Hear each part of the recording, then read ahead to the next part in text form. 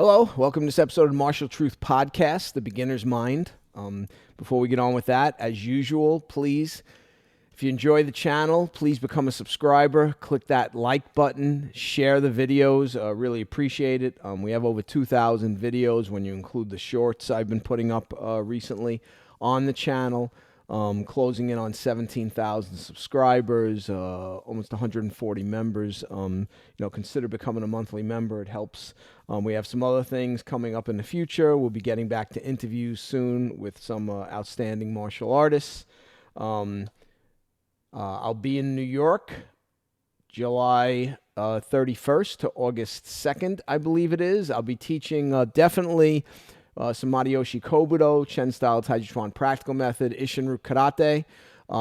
Be doing some self-defense stuff. I think we're going to be spending some time on gun disarming and how to deal with someone facing an arm with a blade.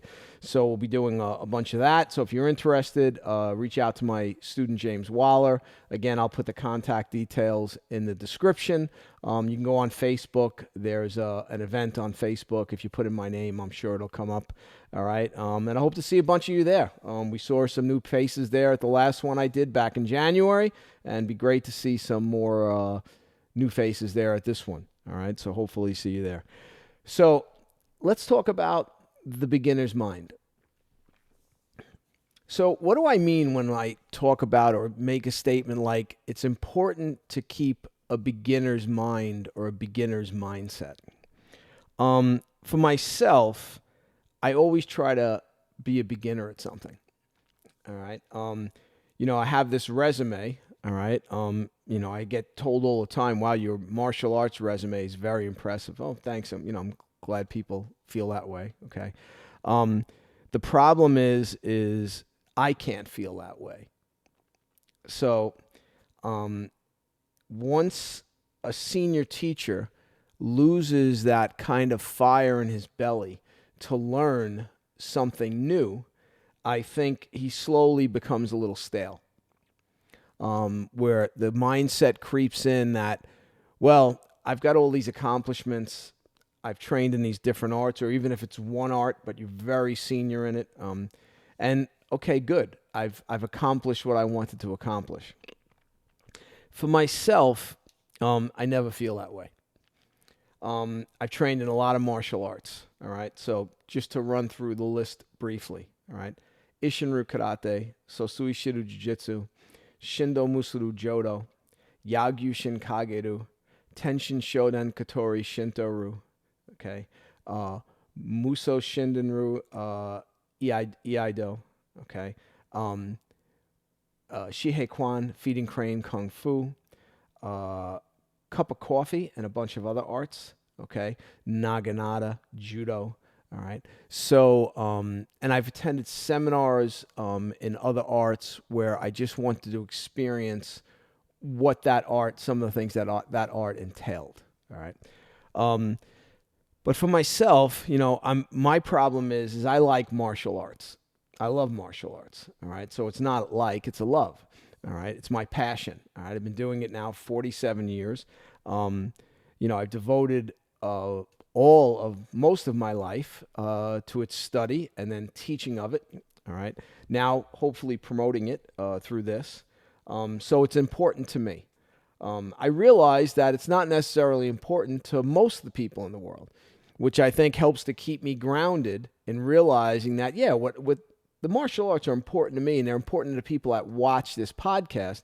But many people in the world don't think what we do is all that important. They don't take it so seriously. They kind of probably look at us and say, what are these people doing, right? But we understand how deep the study is and why it's so important.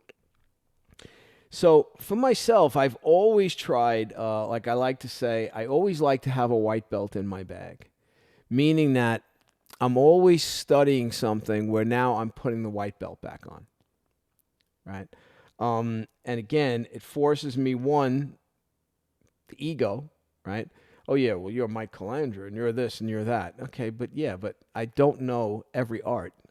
I'm not knowledgeable in every art.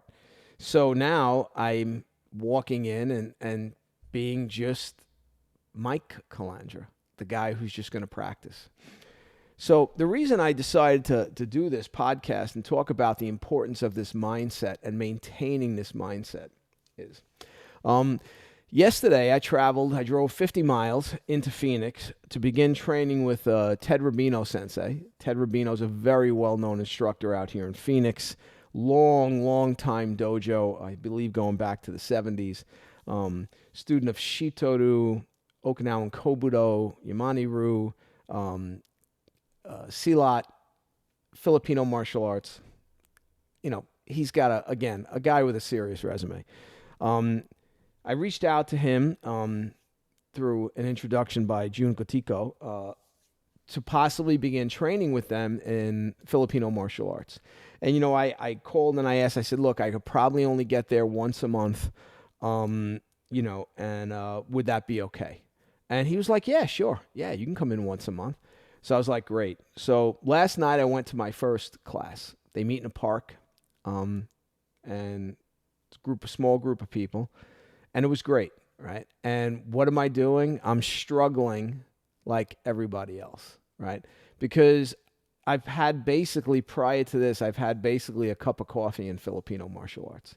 Okay, I've trained with my longtime jiu-jitsu student, Doug O'Connor in Oregon, very briefly, about 30 years ago. Okay, a little bit at a couple of Arsenio Advincula's seminars where the person who had him in decided that he'd do some of his eskrima. Again, cup of coffee, okay, an hour, all right? And then a couple of years ago with Jun Gotiko's group, when I met them here in Phoenix, again, a couple of hours, another cup of coffee. But I've always liked it. I found it fascinating. So I decided at 61, after all my years of training and all these other martial arts, that I decided, you know what? I'm going to go and I'm going to start studying this. And, my intention is really just to enjoy myself, enjoy the training, learn something, have something new to practice, because I think it's important for my brain. So what do I mean by that? Well, what I mean by that is I'm not getting any younger, all right? I like to learn new things.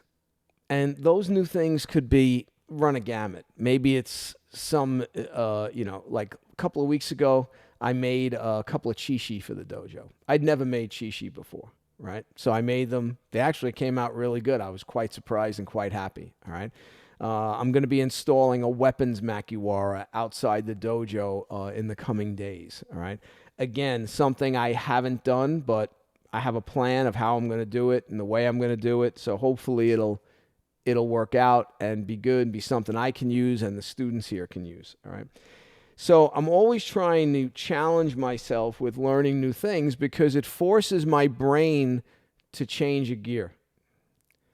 When I'm only doing the things that I already know, the things that I already understand, I'm not forcing this brain of mine to work very hard. And as I get older, I don't want to get stale. I don't want to just say, okay, well, I'm good now. I'm just going to practice the things I've known and I've known for a long time. And yeah, I'm going to work on those to improve them. I often say here, I've been practicing Seisan Kata for 46 years, 47 years, and I'm still trying to get it better. I still don't feel that I have it, all right? I think one of the reasons that allows me to feel that way is the fact that I maintain this beginner's mindset. The fact that I want to learn new things. I want to try new things, okay? It forces my brain, again, to switch gears. Not that it's just, okay, you're doing the same thing over and over again. And yeah, you're trying to improve it, always trying to improve. Again, be better today than you were yesterday. Be better tomorrow than you were today, okay? But when you're learning something new, there's a struggle involved. I like that struggle. I like where I have to now struggle to learn something new, whether it's a pattern of something that I've never done before or anything else. That learning of something new, I think, is important. It keeps us sharp, and it keeps the old man out, all right? I feel younger. I feel like, okay, you're learning something new, right? I'm not just going to be content to work on the things I already know. I want to explore other things. I want to try different things. So when attending the class last night, okay, again, so yeah, people say they're very, you pick up fast. Okay, they think I pick up fast, but I'm feeling kind of spastic. I'm trying to learn the patterns. I'm trying to learn the different strikes that Rabino Sensei is showing me, the different combinations, the footwork. And again, it's my first night. I'm not expecting too much from myself because, again, now this is something new. It's new. So I just accept the fact that, okay, I'm going to have to work at it. I'm going to have to practice. So that mindset of now going back into, okay, well, so Mike, you're learning this new thing. The next time you go to class, you want to be a little bit prepared. So you want to try to work on the things he showed you. And again, it was a lot last night, a little bit overwhelming, but which was great. Now I come back, I'm going to struggle with it, work on it. And then the next time I go back to class, hopefully I'll remember a lot of the stuff. And then as I see, I'm doing that wrong. I left that one out. I pick up more. And slowly it'll start to seep in. And the key is I'm in no rush. I just want to enjoy it. I want to enjoy the training. I want to enjoy that challenge. I like challenging myself, okay? So I think it's very important that we do that we challenge ourselves. How do we challenge ourselves? Well, we challenge ourselves by, again, keeping that mindset of I'm always a beginner, all right? I'm not, I don't have all the answers. I'm not at my physical limit of ability yet, okay? Again, going back to Ishinru Karate, Seisan Kata, the first kata I ever learned in a martial art. I'm still working on it. I'm still trying to figure out ways that I can move better, ways that I can understand the kata more. And I think this is vitally important and something that a lot of senior martial artists begin to lose sight of. They begin to be just like repeating the same things, saying the same things, teaching the same things. And there's a lack of growth.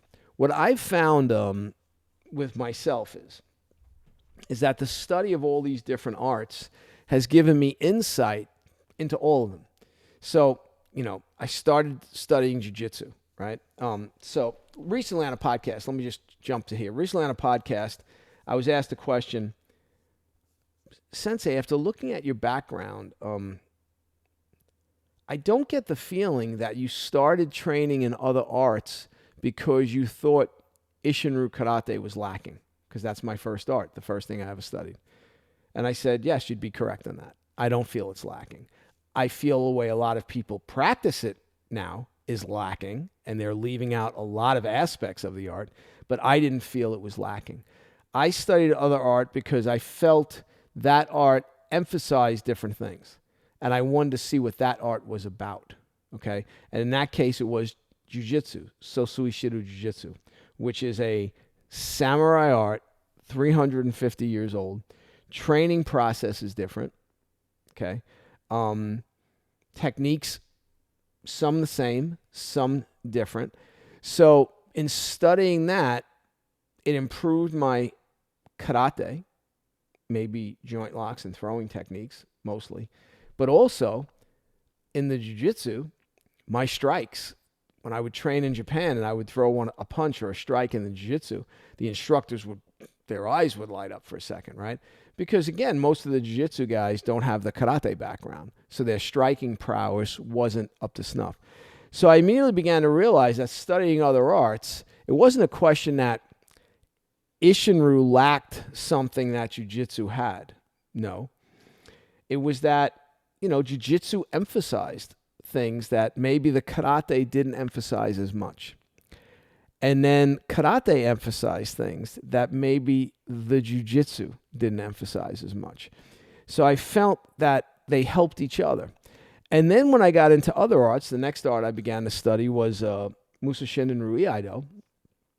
And, again, a completely different art. Now I'm learning the sword, okay? Mostly single-person practice, kata, all right? Again, though, different mindset, different attitude, different techniques, a different way of practicing, which again made me think about certain things within the way we were doing the jiu-jitsu and karate. All right. So for instance, in EI Jitsu or EI Do, at the end, you always slow down as you're placing the sword back into the scabbard, all right? What we call noto. And you're always told to wait a second. Like, don't drop your guard. Don't just put the sword away and get up and no. Slowly put the sword away. Be aware of what's going on around you. And then I began to realize with a lot of people when they did their karate kata, they do the last move. And then they'd immediately just step up and bow out. So I started emphasizing in my own training, when I would do the last move of a kata, I'd hold that move for 2 or 3 seconds. Again, maintaining that awareness of what's going on. Now I'd step up. Now I'd do my bow, okay? And even the bow would be very clear, each movement very clear. And I emphasize that now in the karate training. So again, the study of a new art brings something into the original art I trained in.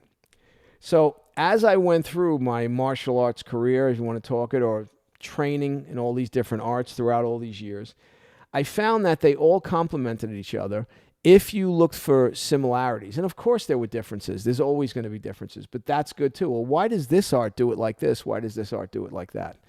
And again, it's not necessarily that one way is better than the other, right? It's not. It could be that they just have a different method, Recently I posted a video of a senior Ishinru sensei saying, well, if I put a blindfold on you and I had a guy punch you from Filipino Martial Arts, and I had a boxer punch you, and I had a Kung Fu master punch you, and I had Tai Chi master, and I had karate master punch you, when I took the blindfold off, would you be able to tell me who was who? And the answer is no, okay? So delivery system might be a little different, the way they use the body, but if it works, it works. So again, the maintaining of a beginner's mindset allows you to keep an open mind to new ideas, different ways of training, okay? And understanding, well, instead of saying, that art's garbage. No, take a step back. Why do so many people like that art? There must be something to it, right? So what's to it? Well, let's take a look at it, all right? When I first started studying feeding crane Kung Fu, I traveled up to Boston, invited up there to attend a workshop with Lu Chang'e. I met him the night before, just talked about stuff. He was giving me background on feeding crane. It was fascinating, right? And then the next day we got to the dojo. It was mostly Goju-Ryu people. It was Anthony Marakian's dojo. I went in the back. I was by myself. I didn't go up with any of my students. I went in the back, and I just wanted to be a guy in the back and just try to learn this art that I'd never done and figure it out. Okay. And Lu Shifu grabbed me and dragged me up to the front, which immediately kind of put me on the spot because everybody in the class is like, who's this guy? Why are they? Because nobody knew who I was there, right? A couple of people, right? And then we started training, and, a short time after, really like maybe an hour or two into the seminar, Lu Shifu says, take a break, and he takes me on the side and says, you move very well. Thank you, Shifu. No, you really move very well. Thank you, Shifu. You should teach feeding crane. And I looked at him and I said, could I at least train for the whole day before I start teaching feeding crane? And we both laughed, right? And I had no interest in teaching feeding crane at that point, because I was just doing it for myself. I just wanted to experience this and see what it was about. I'd already begun my journey in Chen style Tai Chi Chuan practical method. Again, my first foray into Chinese martial arts. And now I was looking at this art. Lu Shifu harassed me for years until finally I did start teaching. There's a class still ongoing in New York. And out here in Whitman, where I have the dojo here, I'm not teaching it unless someone wants to do it privately with me. I am teaching it via Zoom to several people, and I train on it all the time because I like it. So, which was the original intent. For me, I wanted to do it. I wasn't really intent on teaching it, all right?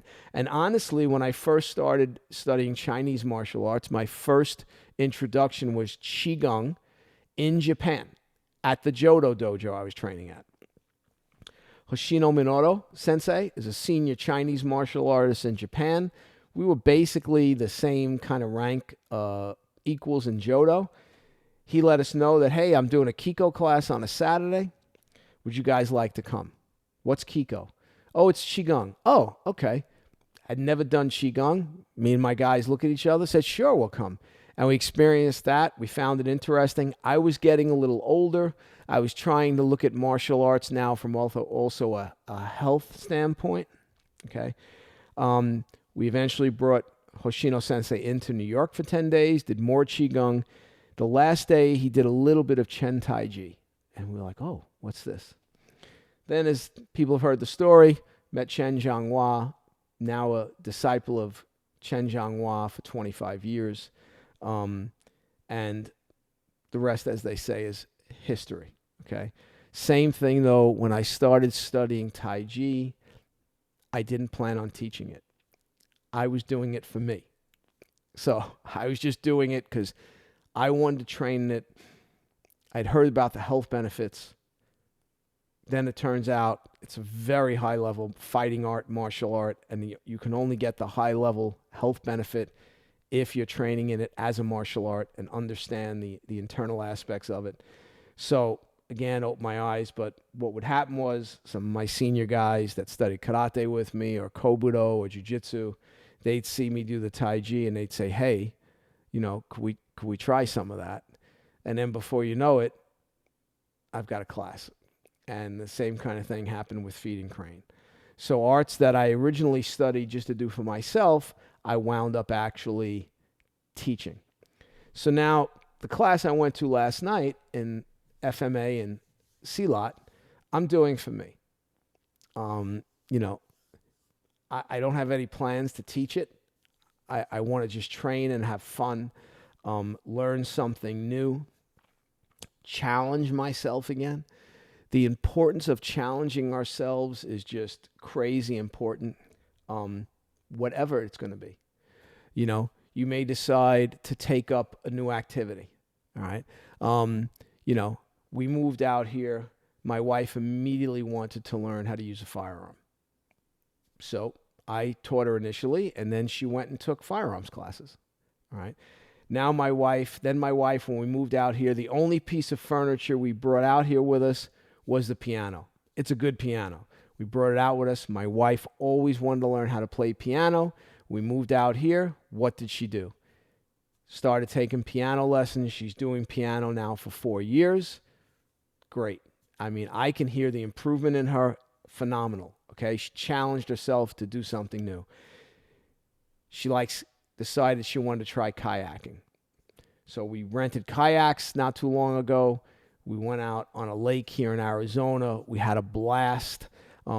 We got to see an amazing sight that in my life I would never, ever think I would get to see. Was 25 feet away from us on the lake. We saw a bald eagle swoop into the lake, snatch a fish in its talons, and fly out. And we were just flabbergasted, like, wow.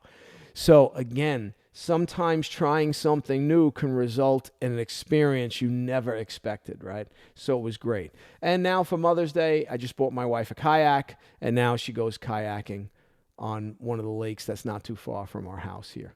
And again, doing these new things, challenging yourself in these new things, helps keep you young. It keeps you young in your mind, right? And this is important.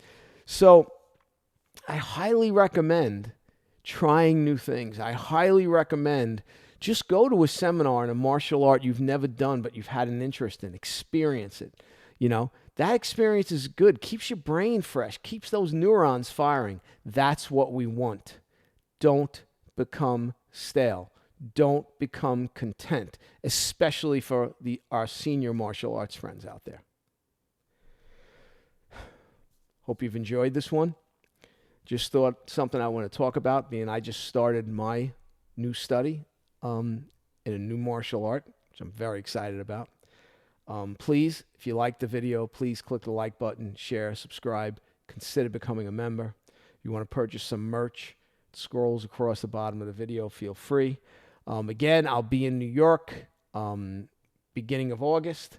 So if you want to come see me and train with me, feel free. I'll put the details in the description. All right. Take care, and I'll see you in the next podcast.